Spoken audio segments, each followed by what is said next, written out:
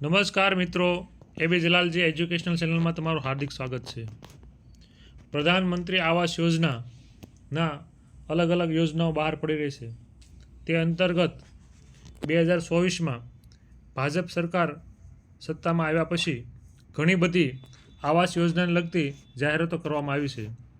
તે યોજનાઓ અંતર્ગત જે અતિ પછાત અને જરૂરિયાતમંદ લોકો છે તેના માટે આવાસ યોજનાને કન્ટિન્યુ રાખવામાં આવી છે.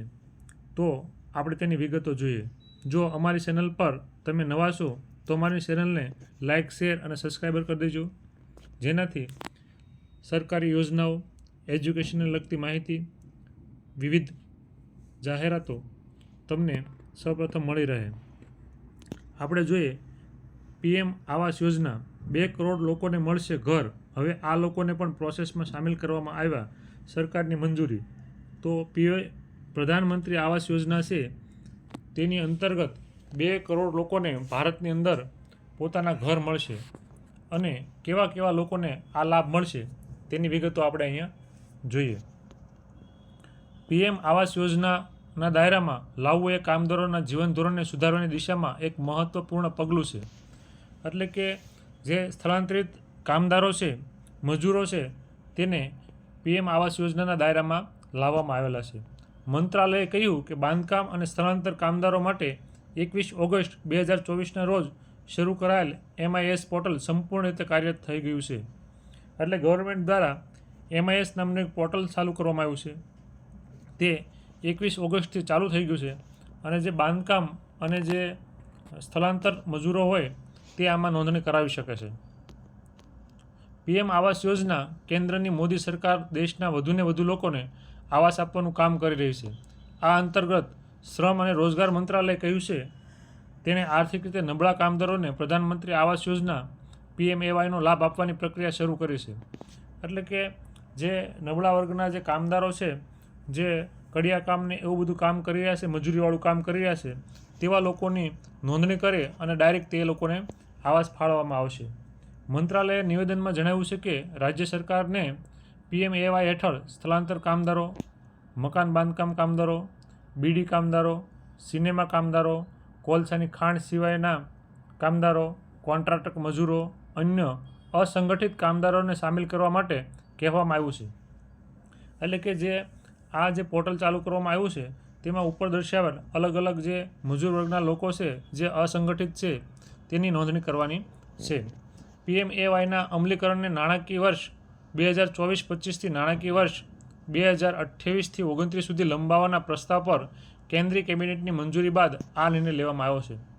કે આપણને ખ્યાલ છે તેવી રીતે 2024ની અંદર PMAY યોજના પૂરી થતી હતી, પણ તેને 2028-29 સુધી આ યોજનાને લંબાવવા માટેની જે ઠરાવ પસાર કરવામાં આવ્યો છે. PMAY દ્વારા પાત્ર લાભાર્થીઓને 2 કરોડ મકાનો આપવાનું લક્ષ્ય નક્કી કરવામાં આવ્યું છે.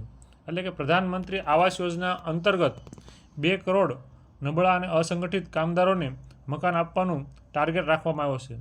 આ અંતર્ગત આર્થિક રીતે નબળા કામદારોની આવાસની જરૂરિયાતો પૂરી કરવા પર ભાર મૂકવામાં આવ્યો છે.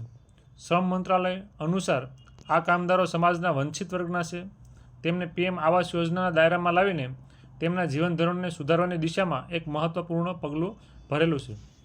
એટલે કે અતિ પછાત વર્ગના લોકો અને મજૂર લોકો છે તેને આવાસ યોજનામાં સામેલ કરી અને તેનો વિકાસ અને મેન ધરોહરમાં લાવવાનું અને તેનો વિકાસ કરવાનું એક કાર્ય કેન્દ્ર સરકારે કર્યું છે. મંત્રાલયે જણાવ્યું કે બાંધકામ અને સ્થળાંતર કામદારો માટે 21 ઓગસ્ટ 2024ના રોજ શરૂ કરાયેલ મેનેજમેન્ટ ઇન્ફોર્મેશન સિસ્ટમ પોર્ટલ સંપૂર્ણ રીતે કાર્યરત થઈ ગયું છે. આ પોર્ટલ માહિતી સંગ્રહ, વિશ્લેષણની સુવિધા માટે બનાવવામાં આવ્યું છે. એટલે કે જે આ પોર્ટલ છે એ પોર્ટલની અંદર બધી માહિતી ભેગી કરવામાં આવશે અને તેનું વિશ્લેષણ કરી અને જે જરૂરિયાતમંદ લોકો છે તેના સુધી આવાસ યોજના પહોંચાડવામાં આવશે. કલ્યાણકારી નીતિઓ વિકસાવવામાં મદદ કરશે. એટલે કે દેશની અંદર બીજી અલગ અલગ યોજનાઓ ચાલતી હોય તે પણ આ પોર્ટલ પરથી માહિતી એકઠી કરી અને યોજનાનો લાભ વિસ્તારવામાં આવશે. આમાં વિવિધ કેન્દ્રીય અને રાજ્ય સામાજિક સુરક્ષા યોજનાને કે વીમા, આરોગ્ય લાભો અને આવાસ યોજના હેઠળ ભંડોળના ઉપયોગ અને કામદારોના કવરેજ અંગેની માહિતીનો સમાવેશ થાય છે. એટલે કે આ યોજનાની અંદર, આ પોર્ટલની અંદર ડેટા ભેગા કરી વીમાની જે અલગ અલગ યોજનાઓ છે તેના લાભો દેવા, મેડિક્લેમની અલગ અલગ યોજનાના લાભો દેવા, આવાસ યોજનાની અલગ અલગ યોજનાના લાભો મળશે, તે બધું આ પોર્ટલની અંદર ડેટા એકત્ર કરી અને સમાવેશ થાય છે. કેન્દ્રીય ડેટા મેનેજમેન્ટ સિસ્ટમ રાજ્ય સરકારો અને કેન્દ્રશાસિત પ્રદેશને જાણકાર નિર્ણયો લેવા અને વંચિત કામદારોની જરૂરિયાતને અનુરૂપ વધુ અસરકારક નીતિઓ વિકસાવવામાં સક્ષમ બનાવશે. એટલે કે જે આ અસંગઠિત કામદારોનું એક પોર્ટલ જ હશે, તેની અંદર બધા ડેટા સમાયેલા હશે, તો આ લોકોને કઈ કઈ યોજનાનો લાભ આપવો, કેટલો લાભ આપેલો છે, કેટલા પૈસા ફાળવવા, તે બધી અલગ અલગ આપણને દિશા સૂચન મળશે. મંત્રાલયે વિવિધ રાજ્યોમાં પોસ્ટ કરાયેલા કલ્યાણ કમિશનરને આ પહેલાંના સફળ અમલીકરણની ખાતરી માટે સ્થાનિક સત્તાવાળાઓ સાથે મળીને કામ કરવાનો નિર્દેશ આપવામાં આવ્યો છે.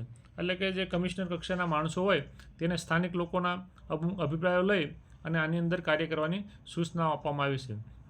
તો આવી રીતે પ્રધાનમંત્રી આવાસ યોજનાનો વિસ્તાર જે અસંગઠિત કામદારો છે તેના સુધી પહોંચાડવાનું સરકાર એક સરાહનીય કામ કરી રહ્યું છે. તો આપણે જે આપણી નજીકમાં આજુબાજુમાં અથવા કોઈ ઝૂંપડપટ્ટીમાં જે મકાન બાંધકામો અથવા તો અલગ અલગ મજૂરી વર્ક કરે છે અથવા તો બીજા રાજ્યના આપણા રાજ્યમાં આવીને કામ કરે છે, એવા અસંગઠિત જે આપણને મજૂર વર્ગ દેખાય તે લોકોને આ MIS પોર્ટલની અંદર નોંધણી કરાવી, જેથી એ લોકોને આ આવાસ યોજનાનો, વીમાનો અને જે મેડિક્લેમ છે તેનો લાભ મળી શકે અને વધુમાં વધુ આ યોજનાનો ફેલાવો થાય અને જે પછાત વર્ગના અને અસંગઠિત મજૂરો છે તેને આવાસ યોજનાનો લાભ મળે અને આ સરકારની પહેલને બરાબર તેને પૂરો ન્યાય મળે. જય હિન્દ, જય ભારત. જો તમને આ વિડીયો સારો લાગ્યો હોય અને ઉપયોગી લાગ્યો હોય તો તમારા મિત્રો અને સગા સંબંધીને ફોરવર્ડ કરજો. જય હિન્દ, જય ભારત.